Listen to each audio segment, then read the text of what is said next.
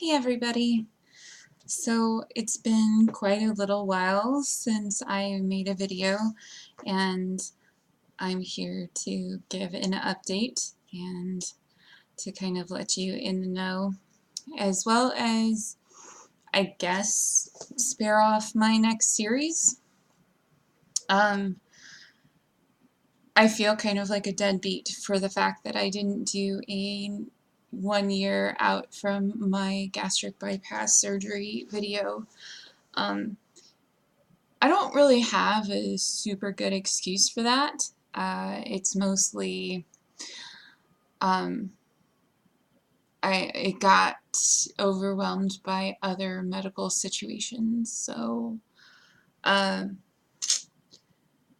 guess I'll do a quick update about that, and then I'll let you know why I've been gone. So at my 1 year checkup, my weigh-in was officially like 283, I think it was. My surgeon's scale is, 5 to 7 pounds off. The lowest weight I have seen so far is 273. Because of other medical issues going on, I have not had a stable weight, but I haven't regained. Well, I mean, I guess I've had a stable weight. I haven't had a stable weight loss. So it's just kind of a very frustrating stall, but we are working on it.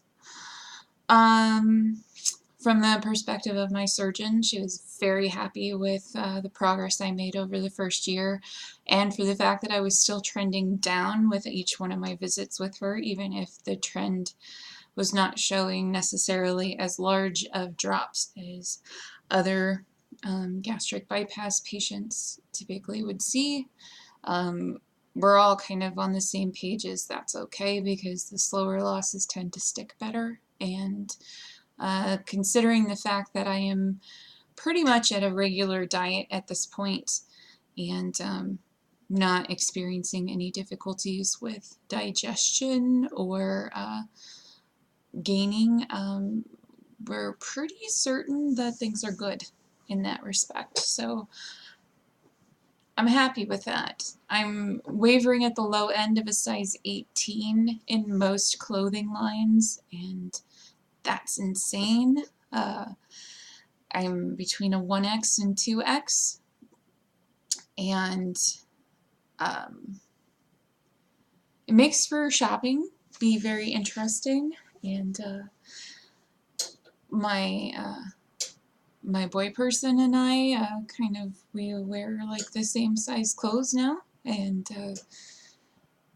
I've never ever been in a relationship where that was the case. Like, it's always been I was the fat one, and it was always kind of a dream that, if I got cold, I'd be able to borrow my boyfriend's sweater kind of thing. So we're actually in a place where that could happen, and so that's really cool.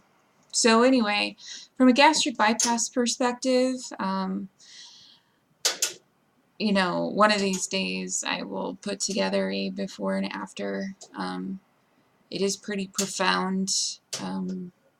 It's not very pretty, definitely just kind of deflated, but when you compare the pictures before and after, it's very noticeable, and I still get lots of comments from people that swear that I'm still losing pretty significantly, even though I've not really seen any losses for like 3 or 4 months. Okay, so all that being said, I have had a couple of people ask me where have I been and what's been going on, and so I wanted to kind of talk about that. Today is kind of a big day, in a way, that you may or may not remember at the beginning of my gastric bypass series.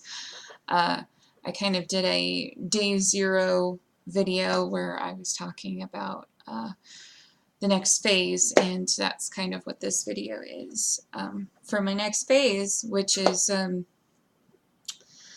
going to be interesting. So anyway, at my final gastric bypass appointment, we talked about what had come up in my last couple of videos, which was the suspicion that I had again, that I had grown another ovarian cyst. I don't remember 100% whether or not I had spoken too extensively about the interventional radiation or radiology needle aspiration that we did to drain the cyst. It was a very painful thing for me. They entered through my back to do that. At the time, they drained about 12 milliliters of fluid from the cyst, which, you know, I have to continuously remind myself is quite a lot of fluid from something that's supposed to be the size of an almond. So, you know, that was all well and good. After the initial pain from the procedure itself, I did see some symptom relief, and so we were really, really hopeful. My follow-up for the 1-year gastric bypass surgery thing happened about a month after we did that drainage, and by that point I was starting to experience pain again. And my surgeon and we actually had the discussion as to why it was okay to not make weight loss the primary focus all the time. That, yeah, you have to be conscious and make sure you don't slip to the point where you ruin all your progress, but that sometimes other things need to take precedent. And they had told me, you know, dealing with an ovarian cyst was definitely something that was okay to focus on, and so that's what I was doing. But at that point, I was still waiting for follow-up to see how successful the drainage was. Well, my follow-up was scheduled for the beginning of December. And at the beginning of December, I went in for that follow-up ultrasound and meeting with my OBGYN. And I knew by the time I had the ultrasound that something was not right. And I went to the doctor appointment, and she kind of was like, guess what? And I had this moment of like, maybe this time it actually worked. Maybe this time I actually have a clear ultrasound. Like, all these thoughts went through my head in like a period of like maybe 5 seconds. And then she said, you have an ovarian cyst. And the cyst that we had drained was like somewhere in the ballpark of 5.4 centimeters, and by December it was back to 4.5.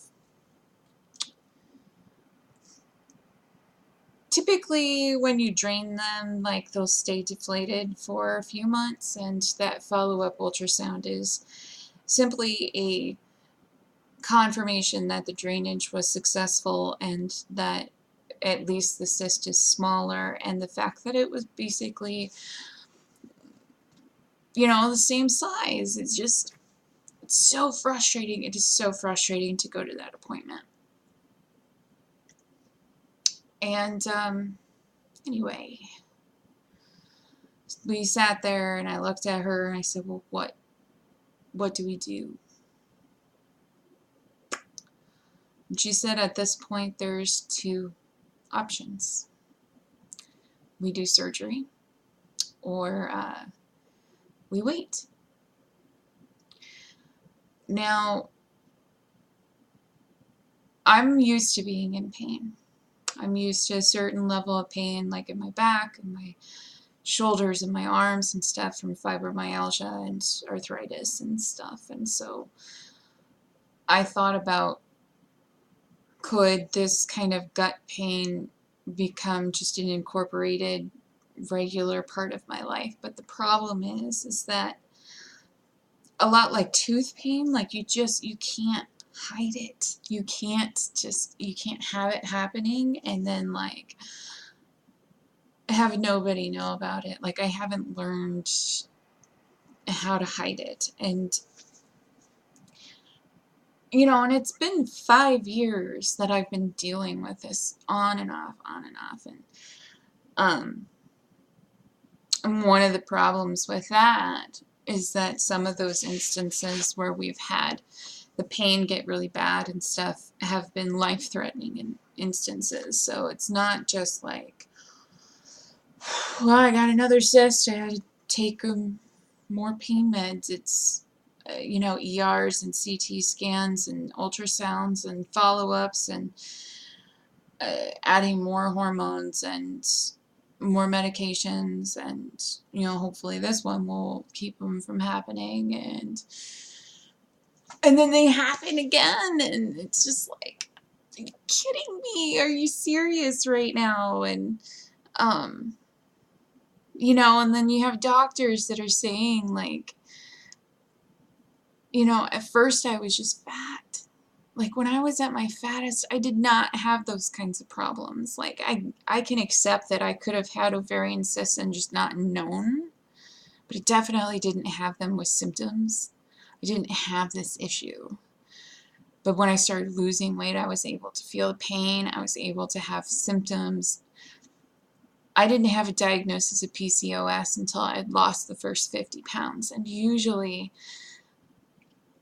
doctors don't, usually it's the other way around. Usually you have a PCOS diagnosis and they say losing weight will help you. So I'm like the example of when that doesn't work. I'm the example of when birth control doesn't stop it, and when androgen blocker therapy doesn't work, and when your quality of life sucks because you can't stop being in pain, and you can't figure out a way of explaining it to your partners and your family and your friends in a way that just makes sense. All of them just want to see it stop because they see you suffering and they see you struggling. And anyway, so I was in that appointment and she said surgery or wait, and I was like, well, what's the likelihood if we wait and we keep doing what we've been doing that it's going to work any better than it's worked so far? And she didn't know. What she did know was that if we did surgery to try and remove the cyst, she thought the likelihood of the damage to the ovary would be so extensive that I'd lose it. And I only have one ovary because I lost one already.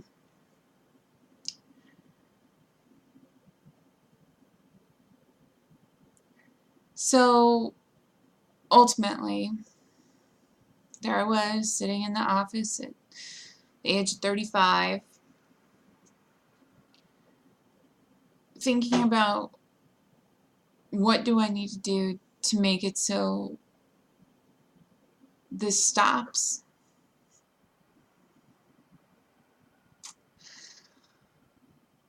And I spent the next week or so talking to my partner, friends, family.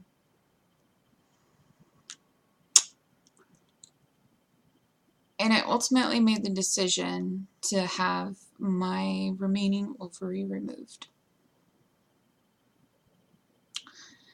And what comes with that is a hysterectomy.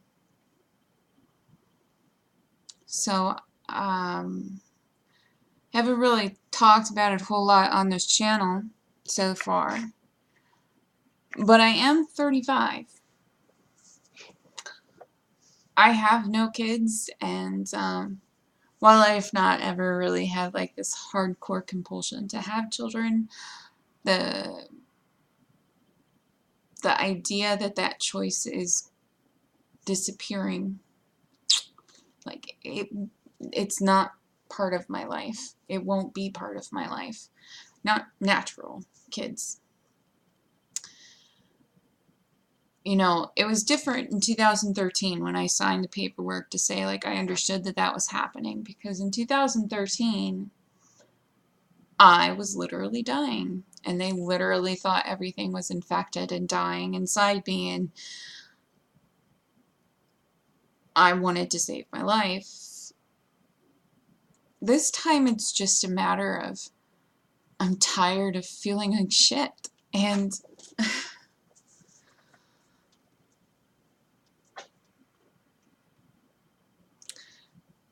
so I'm cutting it out, stopping it. My logic being, I can't keep having the problem if I don't have the organs that have the problem. And my doctor doesn't have to have this anxiety and worry about losing my organ if I just give her permission to just get rid of it instead of try to save it. And if I get rid of the uterus now, if I get rid of the cervix now, it means that I won't be back in her office in 2 years trying to figure out how we're going to treat my uterine cancer or whatever the hell else would probably happen to me because of my luck.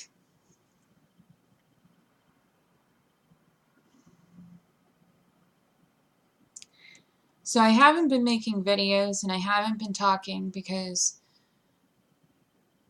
that decision and the days after that decision,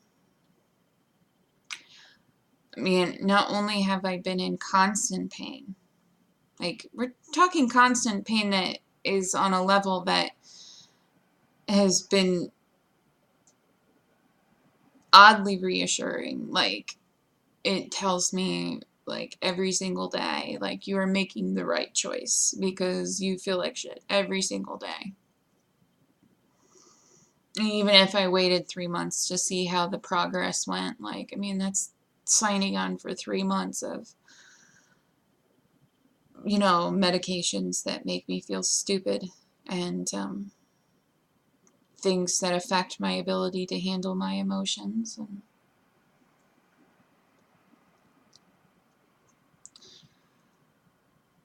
yada yada yada. Anyway, I didn't want to sit here and make video after video after video of me on the brink of tears talking about how scared I am.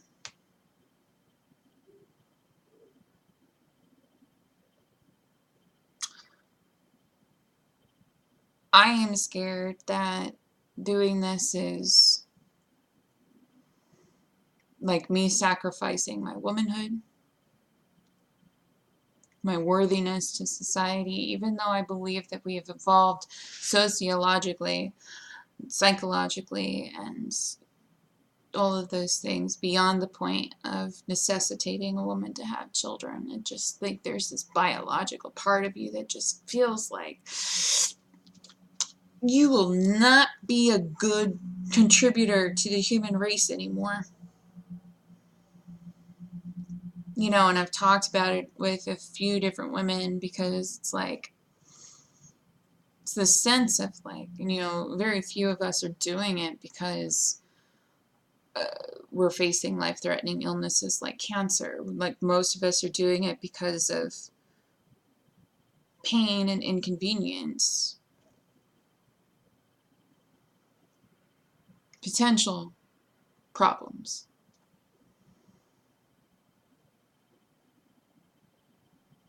Things that you could live through but you just don't want to deal with anymore. You know, it's hard to accept that it's an okay decision when your life is not on the line. But I'm doing it, and I'm doing it tomorrow morning.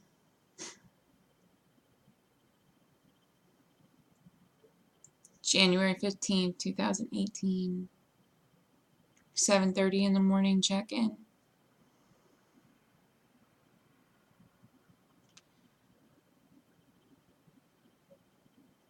Like, tomorrow officially ends my ability to biologically contribute to the human race.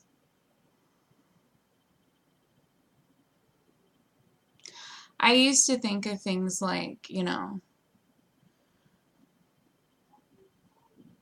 I was so cute or pretty or whatever. Like, of course I'd have to have a cute kid, you know. I don't really feel that way anymore, but it's kind of sad.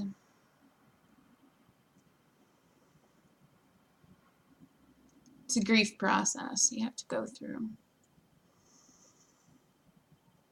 There's nothing sure about the decision.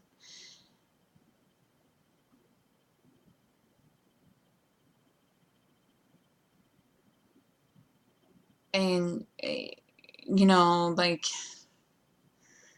when you're in a situation like me, where you don't have kids and you're not married, and you just have to hope. You have to hope that the person you're trusting to not abandon you for making a choice is worth that trust.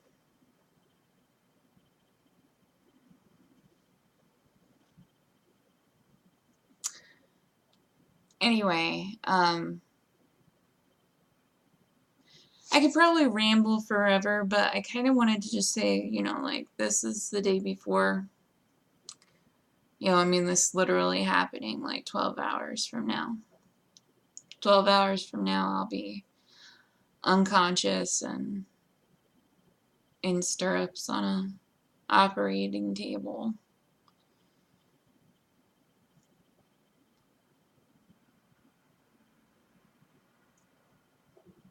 Doing my best to come through, wake up. I'll be in the hospital at least one day. But they have concerns about things like scar tissue and issues with my gastric bypass connection. So they're going to check all this stuff out while I'm in there. And there's a couple of different things that'll make it so I might have to be there a couple of days.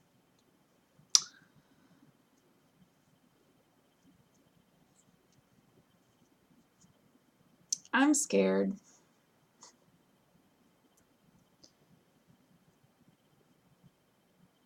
But I wanted to tell you guys, like, that's why I disappeared.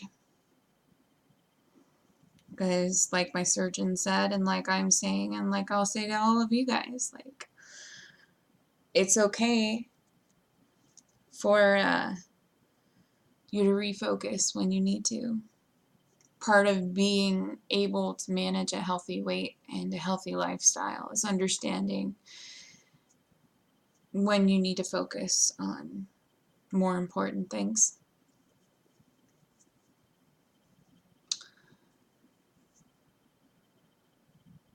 And going forward, my videos are going to be talking about that, because one of the things that I have realized in the course of my preparing for this surgery is how little material there is out there to reassure a woman in my situation that her emotions are not abnormal and that she's not the only person who's ever done it. So I really want to make that available, just like I wanted to make the emotional side of doing gastric bypass available. And I guess with those two things in conjunction, I wanted to demonstrate that if you are a woman who did weight loss surgery because you had PCOS and your PCOS did not get better, you're not alone there either.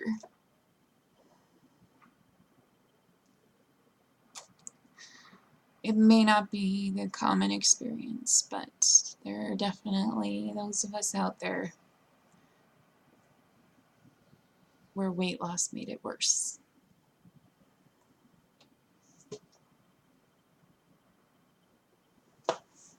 Anyway, I have a little more preparation to do here in the apartment before I start really buckling down for surgery in the morning, so I am gonna go. But I encourage you, as always, to follow my Facebook page for updates. Feel free to ask any questions, and I will keep you updated as things go. All right? Be well, do something nice for someone, and I will talk to you soon. Bye.